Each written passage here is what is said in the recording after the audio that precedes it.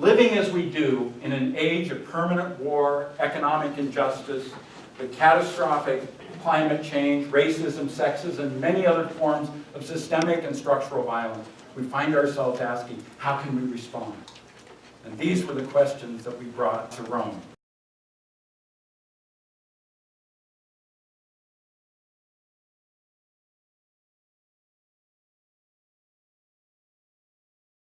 Jesus was a political life, meaning he engaged the politicians of his time, and he demonstrated that, in more than just his teaching, nonviolently did direct action to resist the three most important institutions in their society: Torah, the temple, and the Sabbath.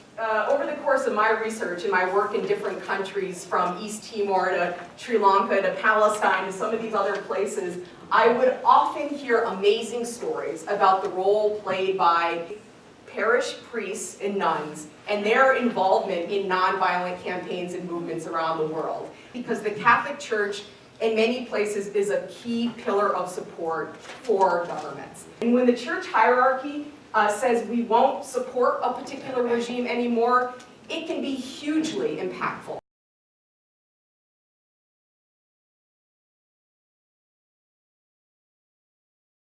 Nonviolent resistance is an active means of waging conflict to disrupt the status quo and to challenge oppression and unjust authority.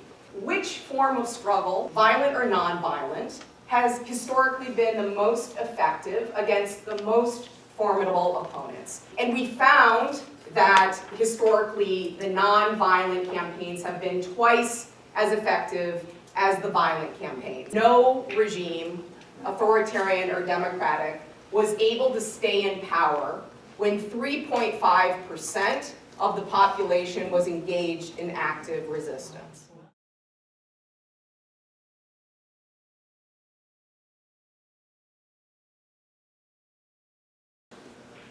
Let's reflect a minute on a gold standard example of nonviolent direct action. In Gandhi's time, a lot of the people knew that this was an injustice, because he asked himself, how do 100,000 British control a country of 250 million people, now over 1 billion? And he said, it's obvious, we let them.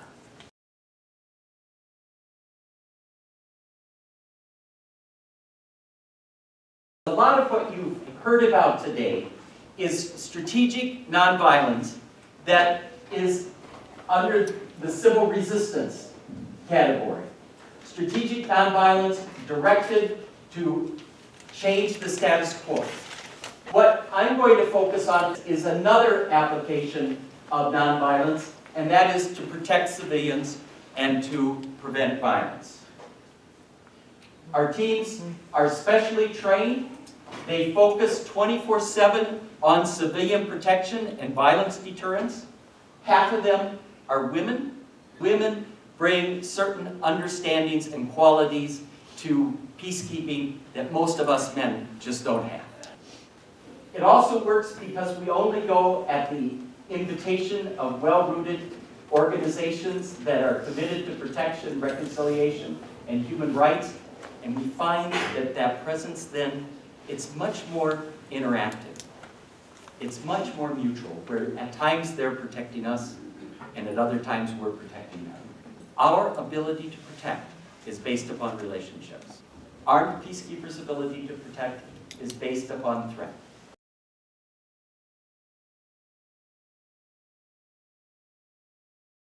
We call on the church we love to continue developing Catholic social teaching on nonviolence. In particular, we call on Pope Francis to share with the world an encyclical on nonviolence and just peace, to integrate gospel nonviolence explicitly into the life, including the sacramental life, to promote nonviolent practices and strategies, to initiate a global conversation on active, creative, challenging, and liberating nonviolence within the church, with people of other faiths, and with the larger world, to respond to the monumental crisis of our time with the vision and strategies of nonviolence and just peace.